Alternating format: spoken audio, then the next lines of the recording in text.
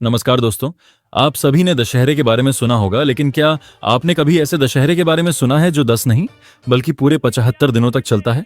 जी हाँ, मैं बात कर रहा हूँ बस्तर दशहरा की, जो दुनिया का सबसे लंबा चलने वाला दशहरा उत्सव है।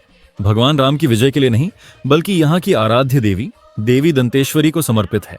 यह सिर्फ एक त्योहार नहीं, बल्कि बस्तर की समृद्ध आदिवासी संस्कृति और परंपराओं का जीवंत प्रतीक है।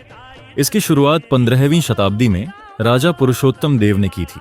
कहा जाता है कि राजा को जगन्नाथ पुरी की यात्रा के दौरान एक रथ मिला था, जिसके बाद से यहाँ रथ खींचने की परंपरा शुरू हुई। यह परंपरा आज भी उसी जोश के साथ निभाई जाती है। यह 75 दिनों का उत्सव कई अनोखी रस्मों से भरा है। इनमें से कुछ प्रमुख रस्में हैं।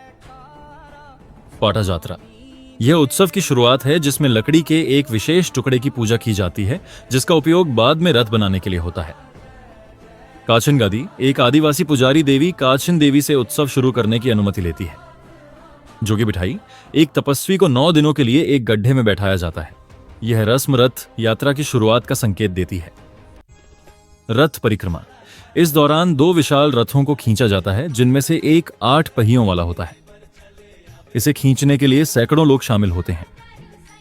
मुड़िया दरबार उत्सव का समापन मुड़िया दरबार में होता है, जहां आदिवासी मुखिया और राजा राज्य के मामलों पर चर्चा करते हैं। यह उत्सव दिखाता है कि कैसे बस्तर की आदिवासी संस्कृति और परंपराएं सदियों से जीवित हैं। अगर आप भारत की अनोखी संस्कृति का अनुभव करना चाहते हैं, तो बस्तर का दशहरा एक ऐसा अनुभव है जिसे आप कभी नहीं भूलेंगे।